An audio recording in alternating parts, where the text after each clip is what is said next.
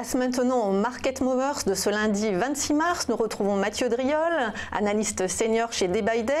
Donc, est-ce que c'est un petit peu compliqué de trouver des valeurs qui bougent dans ce marché un peu attentiste? Oui, surtout que pour l'instant, en plus, j'ai pas de cours d'ouverture, donc j'ai pas de market mover. Mais oui, du coup, c'est très clair. compliqué. Du coup, c'est vachement plus compliqué, effectivement.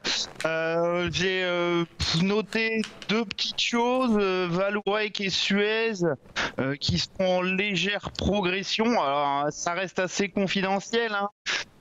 Suez sera en progression de 0,70%. Pour l'instant, vous voyez une configuration graphique plutôt en pression baissière, hein, même si on est dans une phase de reprise à plus court terme, quelque chose qui semble s'inscrire dans un petit canal ascendant de reprise, mais avec ce gap baissier et vraiment cette phase baissière impulsive très nette, ça fait plus canal de consolidation. Alors, il peut se poursuivre vers 12,40, c'est la résistance majeure, mais a priori, ça sera pour mieux rebaisser ensuite.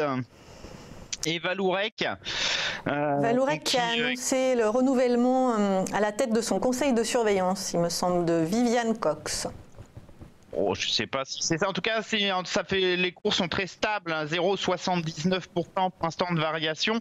Toujours cette là aussi dynamique corrective depuis la résistance à 6,06 et à plus court terme, on a 4,79 résistance. Vous voyez, testé à deux reprises. À chaque fois, des réactions baissières assez nettes. Maintenant, cette correction s'oppose à une phase, à une zone de support assez importante entre 4,25 et 4,02 qui pour l'instant semble contenir les cours. Donc effectivement, vous voyez pas des variations extrêmement puissantes, hein. Donc peu de choses à dire ce matin. Alors a priori, ça devrait se décanter, hein, avec les États-Unis qui eux subissent quand même des vagues de correction assez nettes. Donc bon, on verra bien. Alors du côté des baisses, pas grand chose.